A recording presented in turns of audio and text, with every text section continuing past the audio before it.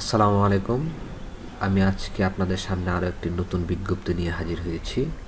সেটা হচ্ছে সিভিল সার্জনের কার্যালয়। এটি একটি জেলাভিত্তিক সরকারি চাকরির বিজ্ঞাপন।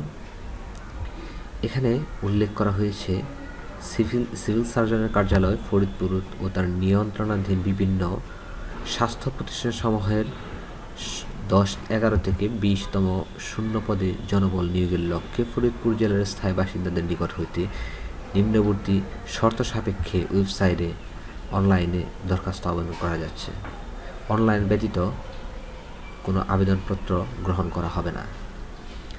এখানে 10 থেকে 11 থেকে 20তম গ্রেডের অনেকগুলা পদই রয়েছে, তবে সর্বাধিক শূন্য পদ রয়েছে স্বাস্থ্য সহকারী পদে। এটি 16তম গ্রেডের একটি চাকরি। 104টি পদে জনবল নিয়োগ দেওয়া হবে।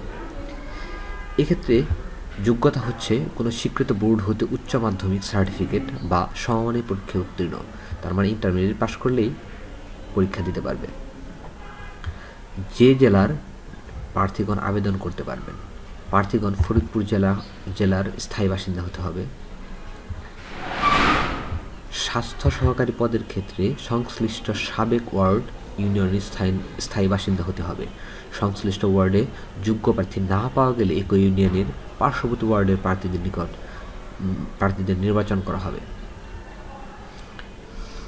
এই সংক্রান্ত নোটিশটি উপজেলা স্বাস্থ্য ও পরিবার পরিকল্পনা কর্মকর্তার কার্যালয়ের নোটিশ বোর্ড ও ওয়েবসাইটে পাওয়া যাবে।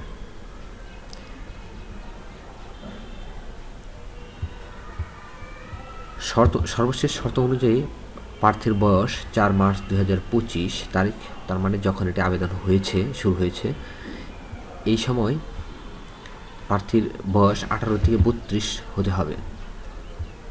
অনলাইন আবেদনের সময় শুরু হচ্ছে 17/2/2025 এবং আবেদনের শেষ তারিখ হচ্ছে 4/3/2025 রাত 12টা পর্যন্ত। এখানে এই স্বাস্থ্য সহকারী পদে আবেদন করতে আপনার 100 টাকা এবং টেলিটক সার্ভিস 12 টাকা, মোট 112 টাকা খরচ হবে। এটি টেলিটকের মাধ্যমে প্রদান করতে হবে। কীভাবে প্রদান করতে হবে সেটার নিয়ম এখানে বর্ণিত আছে। আজকের মতো এখানে, ভালো থাকবেন, আবার দেখা হবে।